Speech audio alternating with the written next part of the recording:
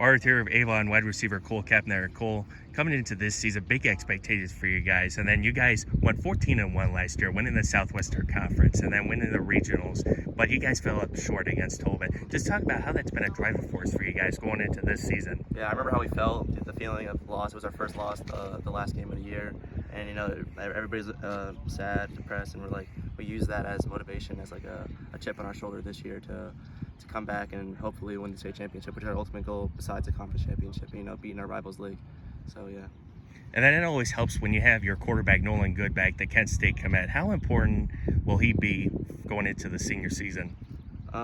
Well, I know he's been good forever. As long as I can remember, he's been playing, and to have him back, not graduating this year, just means a lot, because think we built a connection last year. We have a lot of chemistry, and of course, like Matt said, all the receivers are returning as well, and our tight ends. So just all around the field, a bunch of chemistry, a bunch of connections. If one person's being double teamed, the other person will be open.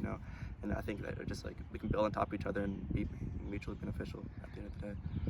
And then it always helps when you have your other teammate, Maxie, back.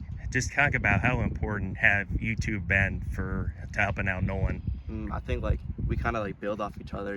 Like I just said, if he's being doubled, that means there's a receiver or a defender that's not going to be on somebody, and that could be me. So, and I think if the opposing team is scheming a defense versus us, they got to worry about him and they got to worry about me. So I think not just one. So I think it means a lot. And it always helps when you have your offensive lineman back. Jeremiah, Sam, and Cole. How important have those guys been so far going into this season? Very, very important. If Nolan can't throw the ball if he's not getting protected, and the run game as well.